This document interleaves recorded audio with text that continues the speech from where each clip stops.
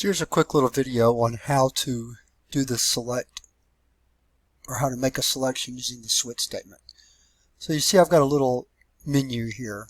So let's see how we're going to switch on those. So we type the keyword switch followed by the variable we want to switch on, in this case choice.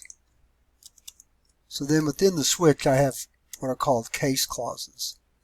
So the first case is if the user selects 1, then we're going to write cout, you made the first choice. And it doesn't really matter what we're doing here. This is just to demonstrate how it works.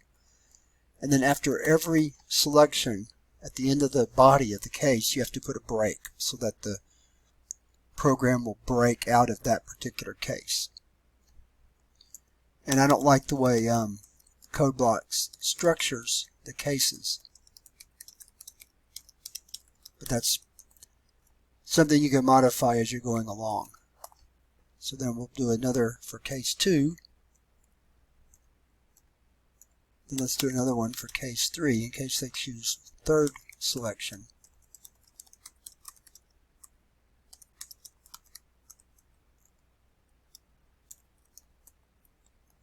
And then finally, if they didn't choose either of those, we're going to have what's called a default.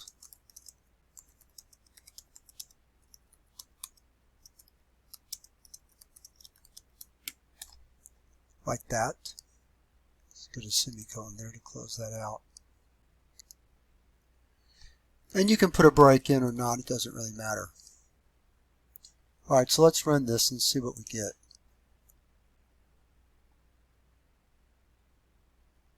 Take it just a moment to compile.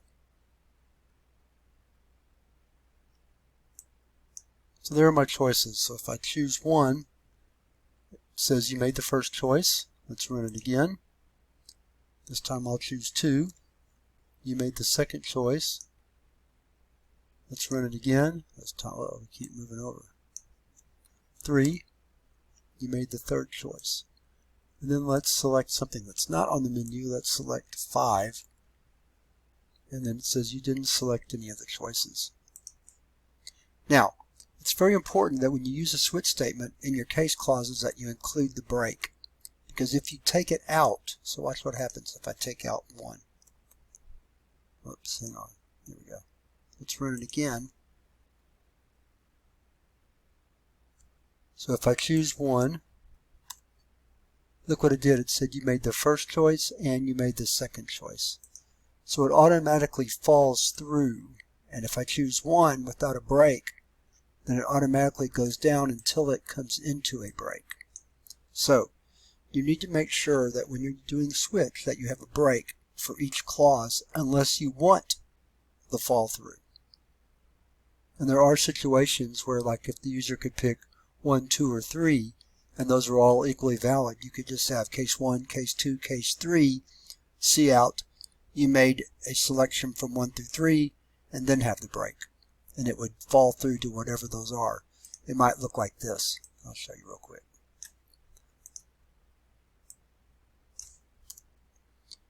My formatting is not going to be perfect here.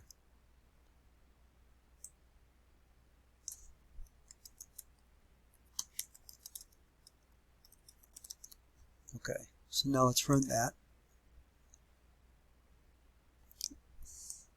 Whoops.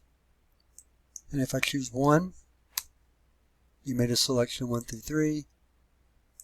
If I choose 2, that window, you made a selection of 1, 2, 3, or 1 through 3, sorry. Or 3, you made a selection of 1 through 3. So that's how the fall through works. But again, that's not really considered standard switch statement behavior, but you can use it if you want to. So I hope this little video helped you understand a little bit more about the switch statement, and I'll see you in the next video.